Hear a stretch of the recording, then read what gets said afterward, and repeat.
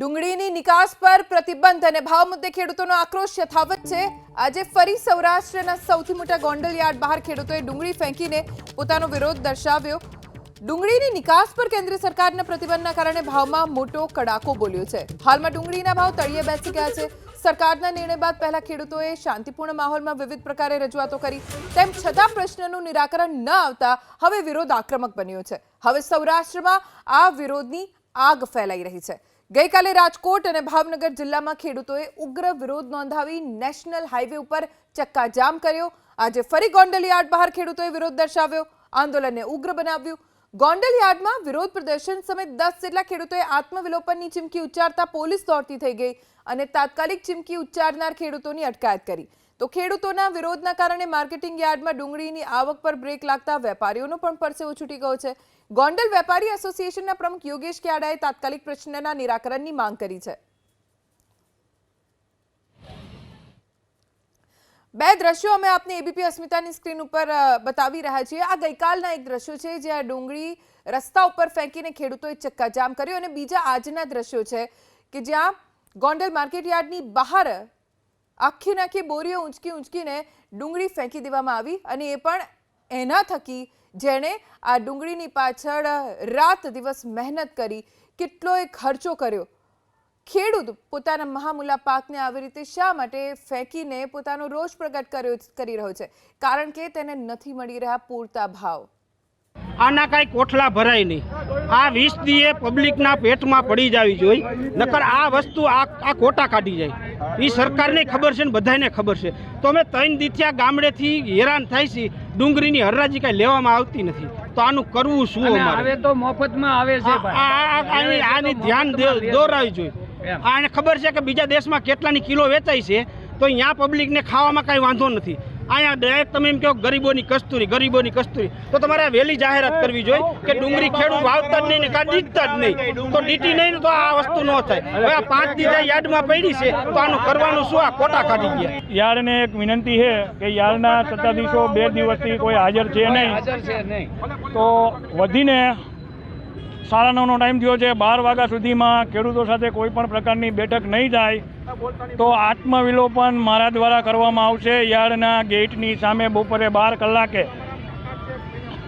અને ખેડૂતો માટે જે કાંઈ બી કરવાનું થશે એ કરવા માટે હું તૈયાર છું। જો 12 વાગ્યા સુધીમાં યાર્ડના ગોંડલ યાર્ડના સેક્રેટરી કે કોઈ પણ નહીં આવે તો ઘણા બધા મારી સાથે લોકો આત્મવિલોપન કરવા માટે અહીંયા તૈયાર છે। 12 વાગ્યા સુધીમાં એ મીટિંગ નહીં કરે તો આ સરકાર આપણે કેન્દ્ર સરકારના જે ડુંગળીના નિકાસબંધીના નિર્ણયના જે છે વિરોધમાં છેલ્લા 4-5 દિવસથી ખેડૂતો ઉગ્ર પ્રદર્શન કરી રહ્યા છે। ગઈકાલે પણ અમારે ગોંડલ માર્કેટ યાર્ડમાં ઉગ્ર પ્રદર્શન કર્યું હતું, અને આજે સવારમાં પણ ડુંગળીના પકવતા ખેડૂતો અહીંયા યાર્ડમાં આવ્યા હતા અને હાઈવે ઉપર ચક્કાજામ કરવાનો પ્રયત્ન કર્યો હતો। અત્યારે અમારા યાર્ડના ગેટે તમામ ખેડૂતો ભેગા થઈ અને યાર્ડના ગેટે ડુંગળી ઠલવી અને ખૂબ આ નિર્ણયની સામે રોષ પ્રગટ કરેલ હતો। અને અમે યાર્ડ તરફથી અત્યારે ડુંગળીની હરાજી સદંતર બંધ છે, અને સરકારના આ નિર્ણયથી ખેડૂતોને ખરેખર પારાવાર નુકસાન જાય છે। તો સરકારે ટૂંક સમયમાં આ નિર્ણયમાં કંઈક ફેરફાર કરવો જોઈએ। તો હવે આશાઓ સરકાર પાસેથી છે કે સરકાર ખેડૂતોના હિતમાં કોઈ નિર્ણય લે, કારણ કે એક તરફ ખેડૂતો આક્રોશિત છે, ઠેર ઠેર વિરોધ પ્રદર્શન થઈ રહ્યું છે, આત્મવિલોપનની ચીમકી ઉચ્ચારવામાં આવી, જેના કારણે કેટલાક ખેડૂતોની અટકાયત પણ કરવી પડી।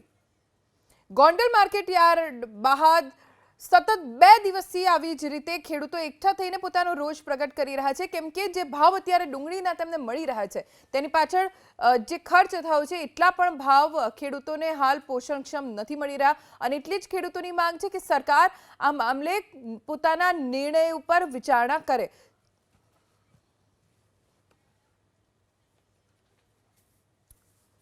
મોહનભાઈ વાડોદરિયા જોડાઈ ગયા છે, કિસાન સંઘના અગ્રણી છે તેઓ।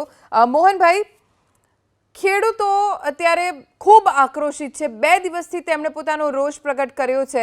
હવે ખેડૂતોનું આ આંદોલન કઈ દિશામાં લઈ જવામાં આવશે?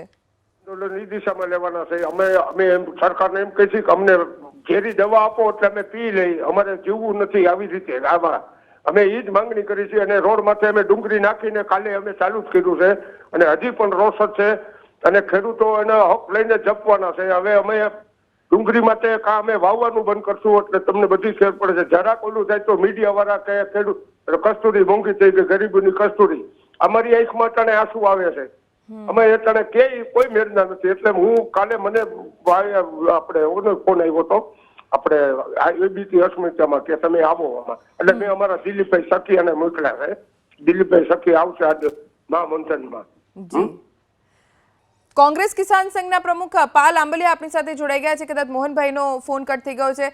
પાલભાઈ, સ્થિતિ કેટલી ખરાબ ખેડૂતોની, કેટલો ખર્ચો કર્યો, કેટલી મહેનત કરી, અત્યારે આપણે દ્રશ્યો જોઈએ છે આખી ને આખી બોરી લઈ લઈને રસ્તા ઉપર ફેંકી રહ્યા છે મહામૂલા પાકને.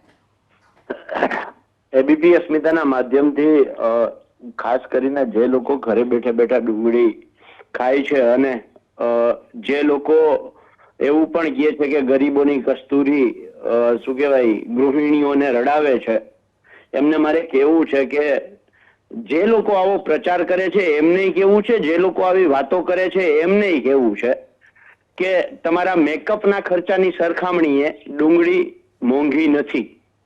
ડુંગળી એક વખત તમે પકાવવા તો અમારી સાથે ખેડૂતોની સાથે આવો તો તમને ખબર પડે કે ડુંગળી કેવી રીતે પાકે છે.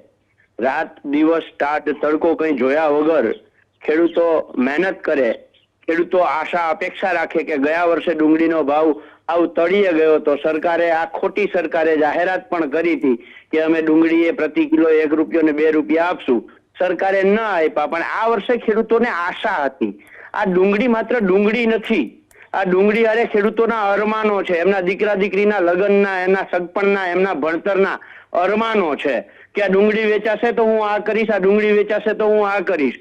જ્યારે 800-900 રૂપિયા ભાવ હોય, હું કોઈ પણ ઉદ્યોગપતિની પણ જ્યારે તમે ઇનપુટ કરો, કોઈ પણ વસ્તુની, ઉદ્યોગપતિ છે કોઈ વસ્તુની ઇનપુટ કરતો હોય ત્યારે જે ભાવ હોય એ, અને જ્યારે આઉટપુટ થઈ અને બહાર આવે ત્યારે એનો 4 ગણો ભાવ ડાઉન થઈ જાય તો એ ઉદ્યોગપતિ આત્મહત્યા કરી લે. આ તો ખેડૂત છે, એને કુદરતી તાકાત આપી છે અને એટલે ખેડૂત ટકી રહ્યો છે. બાકી જયારે 800 રૂપિયાના ડાયરેક્ટ 200 રૂપિયા થાય તો કોઈ પણ ઉદ્યોગપતિ હોય એ આત્મહત્યા જ કરી લે, એમના સિવાય કોઈ રસ્તો નથી. પણ મહત્વની વસ્તુ એ છે કે આમાં સરકારની નીતિ રીતિ સમજવા જેવી છે.